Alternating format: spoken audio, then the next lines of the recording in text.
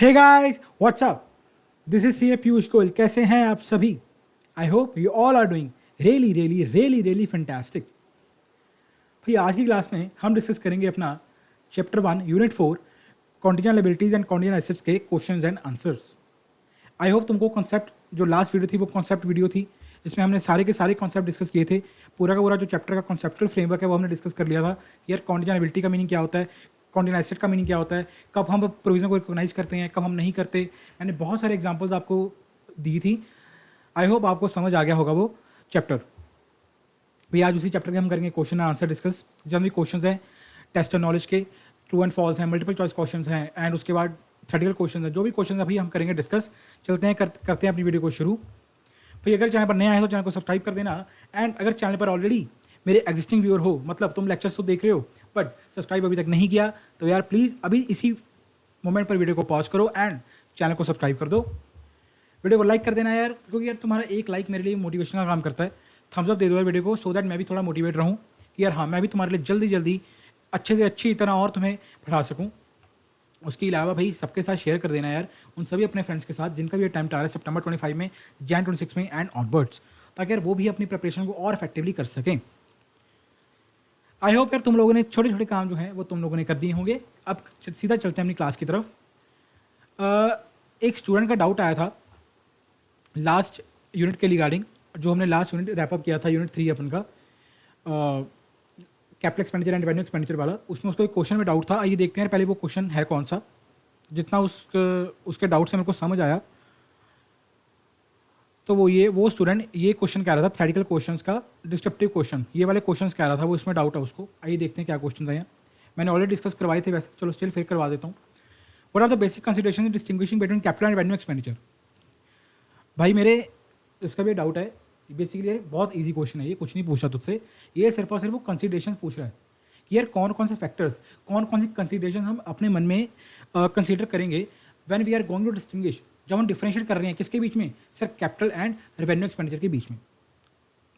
इसमें क्या डिस्कस करेंगे हम, ये 5 पॉइंट्स याद है कि नहीं। Nature of business, recurring nature है, पर्पस क्या एक्सपेंसेस का, अफेक्ट क्या रेवेन्यू जनरेशन के ऊपर, एंड लास्ट में मटेरियलिटी। तो आई विल एडवाइज यू कि यार पहले आप दोबारा इस क्लास को देखें। बिल्कुल क्लास के स्टार्टिंग में मैं ये टॉपिक आ रहा है, फर्स्ट टॉपिक अपनी क्लास का, लेक्चर को दोबारा देखिए। अगर आपको स्टिल कोई डाउट बचता है, वैसे तो बिल्कुल डाउट नहीं रहेगा क्लास को दोबारा देखने के बाद इस पॉइंट को स्पेसिफिकली। अगर स्टिल आपके मन में कोई डाउट बचता है तो मेरे को दोबारा कमेंट कर देना है, फिर मैं दोबारा एक्सप्लेन ही कर दूंगा। राइट, वैसे तो नहीं बचेगा बिकॉज मैंने बहुत ईजी तरीके से समझाया है, बहुत एग्जाम्पल देके एक पॉइंट समझाया है। स्टिल कोई डाउट होगा तो मेरे को दोबारा बता देना, बट रेफर दिस पार्ट। इसका आंसर ये है। राइट, नेक्स्ट क्वेश्चन क्या कह रहा है भाई, define revenue receipts and give examples. ये भी मैं फिर वही बताऊंगा, कुछ भी कॉन्सेप्ट से बाहर नहीं आया। हमने रेवेन्यू रिसीट को बड़ी अच्छे तरह डिस्कस किया था कि सर रेवेन्यू रिसीट्स का मतलब क्या होता है, एग्जांपल क्या होती हैं, ठीक है ना। ये भी मैंने बड़ी अच्छी तरह एक्सप्लेन किया हुआ है। आप इसके लिए भी कॉन्सेप्ट जो क्लास थी अपनी कॉन्सेप्ट वाली उसको देखिए। ये मैंने बड़ी अच्छी तरह बताया कि कैपिटल रिसीट्स और रेवेन्यू रिसीट में डिफरेंस क्या होता है।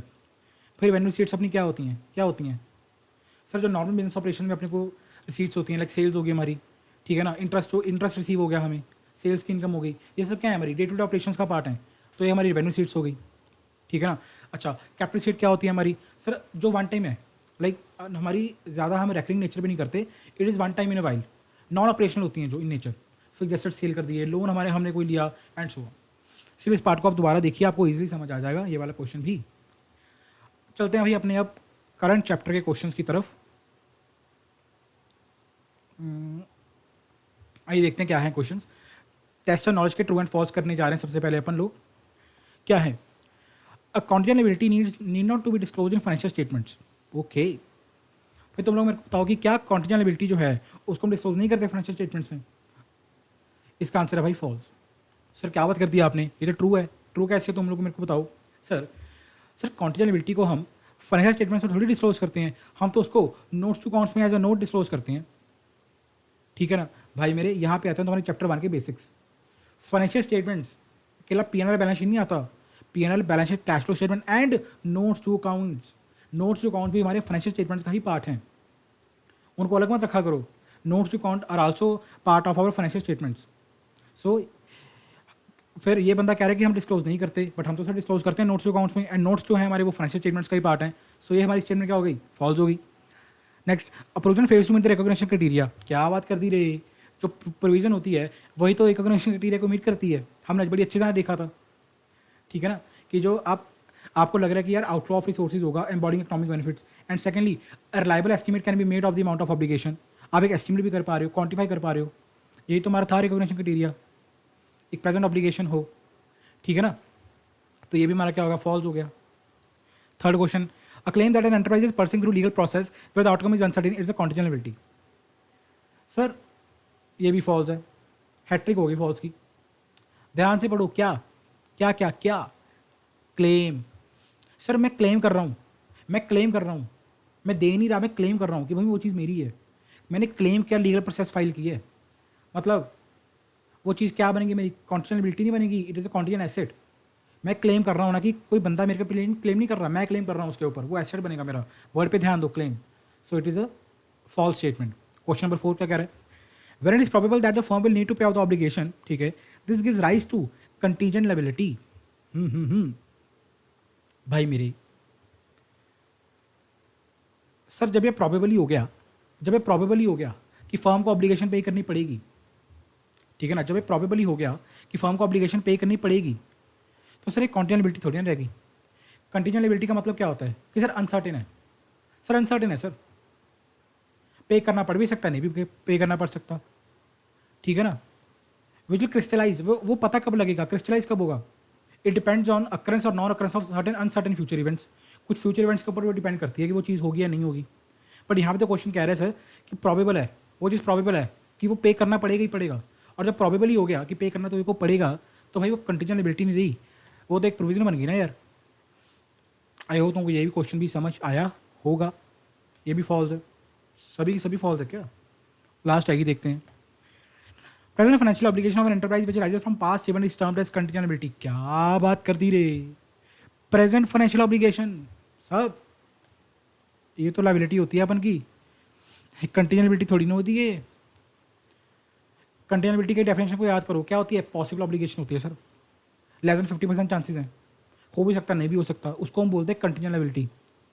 या प्रेजेंट ऑब्लिगेशन हो बट उसको तुम क्वांटिफाई नहीं कर पा रहे, या हो प्रेजेंट ऑब्लिगेशन, ठीक है ना, बट ये श्योर नहीं है कि यार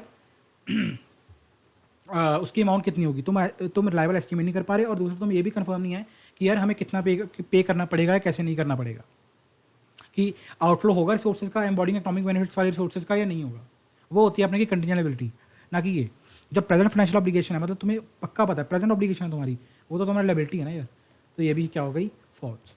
लो भाई, फॉल्स का पंजा, फॉल्स का पंजा, 5 की 5 स्टेटमेंट्स थी, दोनों पांचों की पांचों फॉल्स। एमसीक्यूज पे चलते हैं भाई। Condition asset usually rises from unplanned और अनएक्सपेक्टेड इवेंट्स, एसेट की बात कर रहे हैं, okay, unplanned and unexpected events that give rise to the possibility of an inflow of economic benefits to business entity, the possibility of outflow of economic benefits to business entity, either A और B. भाई बताओ मेरे को क्या होता है, sir asset होता है हमारा, आउटफ्लो तो नहीं हो सकता, बी ऑप्शन गलत, आइदर ए और बी, ये भी गलत क्योंकि बी तो है ही नहीं, बची कौन सी, पहली, फर्स्ट इज आंसर, बिकॉज हमारी इनफ्लो होगा ना यार, एसेट हमारे लिए क्या करेगा, सर इनफ्लो का काम करेगा ना यार, ये ऑप्शन आंसर है। नेक्स्ट क्वेश्चन क्या है, an inflow of economic benefits is probable than a contingent asset is disclosed in the financial statements, okay, in the report of approving authority, board of directors in case of company and corresponding approving authority in case of any other enterprises in the cash flow statement। भाई मेरे को तुमने एक बात बताओ कि जब मेरे को पता लग गया, जब मेरे को प्रॉबेबल हो गया कि यार जो इनफ्लो होगा इकोनॉमिक बेनिफिट्स का, ठीक है, वो हमारा क्या होगा, प्रॉबेबल हो गया, यानी कि हमारा इनफ्लो होगा ही होगा, पहले देखो कॉन्टीजेंट था कि होगा या नहीं होगा हमें नहीं पता, बट अब वो होगा, इज प्रॉबेबल, ठीक है, तो उसको डिस्क्लोज कहाँ पे करोगे, दोनों खुद बताओ, बोलो बोलो बोलो बोलो। सर हम उसको डिस्क्लोज करते हैं, हमें बड़ी अच्छी तरह बताया था कि भाई जो कंटीजेंट एसेट होता है अपन का, उसको हम डिस्क्लोज कहाँ पे करते हैं, सर उसको हम करते हैं reporting in the report of approving authority, sir उसको हम नोट्स अकाउंट में शो नहीं करते, उसको हम फाइनेंशियल स्टेटमेंट में शो नहीं करते, उसको हम शो कहाँ पे करेंगे रे, कहाँ पे करेंगे, अपन शो करेंगे उसको रिपोर्ट ऑफ अप्रूविंग अथॉरिटी में, ठीक है ना, उसको अगर हम चाहें उसको हम शो कर सकते हैं वहाँ पे, बट जब वो वर्चुअली सर्टेन बन जाता है, जब वो वर्चुअली सर्टेन हो गया कि यार नहीं हमें वर्चुअली सर्टेन है कि हमें इनफ्लो होगा ही होगा, देन उसको हम फाइनेंशियल स्टेटमेंट में शो कर सकते हैं, और अदरवाइज उसको हम शो करते हैं अप्रूविंग अथॉरिटी की रिपोर्ट में। आई होप तुमको क्लियर हो गया होगा। थर्ड क्वेश्चन क्या है, इन द केस ऑफ एक मिनट, ये कुछ मिसिंग है क्या? In the case of dash, अच्छा ठीक है, फिल इन द ब्लैंक्स है। In the case of dash either outflow of resources salary obligation is not probable or the amount expected to be paid or settled liability cannot be measured with sufficient reliability। क्या होती है भाई मेरे? Contingent liability तो होती है कि या तो देखो पक्की पता नहीं होता कि प्रॉबेबल है नहीं है, आउटफ्लो लगेगा नहीं लगेगा। अच्छा अगर है, हमें पता है कि आउटफ्लो होगा, तो सर हम अमाउंट उसकी मेजर नहीं कर पा रहे with sufficient reliability. Contingent liability तो होती है ना। 4 क्वेश्चन क्या है? Present obligation, present liability of uncertain amount which can be measured liability by using a substantial degree of estimation is termed as provision। Provision तो होती है ये। प्रेजेंट लायबिलिटी है अनसर्टेन अमाउंट की, पर तुम उसको मेजर कर सकते हो लायबिलिटी, क्या होती है वो? प्रोविजन तो होती है। फिफ्थ क्वेश्चन क्या है? In the financial statements contingent liability is recognised, not recognised, adjusted. B option answer है नॉट रिकॉग्नाइज्ड। ये बेसिकली तुमसे पूछ रहा है किस एंगल की तरफ से? रिकॉग्निशन क्राइटेरिया के पॉइंट ऑफ व्यू से। हम जो प्रोविजन होती है उसको हम करते हैं रिकॉग्नाइज, हम प्रोविजन को रिकॉग्नाइज करते हैं अपनी बुक्स में, because provision meets the recognition criteria, where as contingent liability जो है रिकॉग्निशन क्राइटेरिया को मीट नहीं कर पाती, दैट्स वाई उसको हम रिकॉर्ड नहीं करते, so it is not recognised. I hope तुमको क्वेश्चंस क्लियर हुए होंगे। उसके बाद क्या है भाई? अपना थ्योरेटिकल क्वेश्चंस है। क्या है theoretical questions? Differential between provision and contingent liability. तुमको बड़ी अच्छी तरह मैंने बताया कि इन दोनों में डिफरेंस क्या होता है। इनफैक्ट अपन ने ये किया था नोट्स में, अगर तुमको मैं दिखाऊं, ये देखो नोट्स में तो अपर मैंने तुमको टेबलर फॉर्म में एक्सप्लेन किया एक चीज़। इनफैक्ट पहले डेफिनेशन पढ़ाई के लिए चीज़ की, उसके बाद तुम लोगों को मैंने टेक्निकल एक्सप्लेन भी किया एक चीज़ को अलग से। तो आई होप ये तुमको क्वेश्चन आता होगा भाई, सिंपल सा है। लायबिलिटी एंड कंटीजेंट लायबिलिटी, ये भी तुमको अच्छी तरह पता है भाई। लायबिलिटी क्या होती है सर? सर लायबिलिटी तुम्हारी प्रेजेंट ऑब्लिगेशन होती है जो सर्टेन है कि इतनी अमाउंट हमें पे करनी पड़ेगी। वेयर कंटीजेंट लायबिलिटी का मतलब क्या है? कंटीजेंट है सर वो, सर अनसर्टेन है, पे करना पड़ भी सकता है, नहीं भी करना पड़ सकता। इस तरीके से पॉसिबल ऑब्लिगेशन। कंटीजेंट लायबिलिटी अपन की क्या होती है? पॉसिबल ऑब्लिगेशन होती है भाई, या प्रेजेंट ऑब्लिगेशन होगी, ठीक है, बट हम जो रिलायबल एस्टिमेट नहीं कर पा रहे अमाउंट को। आई होप तुमको इन दोनों के बीच में डिफरेंस भी क्लियर होगा बड़ी अच्छी तरह। देखो कुछ भी वो नहीं आया हुआ जो हमने नहीं डिस्कस किया, एक एक चीज़ का मतलब डिस्कस किया है यहाँ पे। ऐसा कोई भी इसमें क्वेश्चन नहीं था जो हमने ना डिस्कस किया हो, ठीक है। नीचे कुछ है? नो, नीचे कुछ भी नहीं है। आई होप गाइस तुमको क्वेश्चन सारे के सारे जो क्वेश्चन है वो क्लियर हो गए होंगे, ठीक है। इसी के साथ अपना ये चैप्टर भी होता है ख़त्म। नेक्स्ट क्लास में हम डिस्कस करेंगे अपना जो अपकमिंग चैप्टर्स हैं वो, ठीक है सर। मिलते हैं नेक्स्ट क्लास में, तब तक के लिए पढ़ते रहिएगा, हंसते रहिए, मुस्कुराते रहिए, देखते रहिए क्लासेस को। #learn with CA Piyush, #study with logic। Bye bye.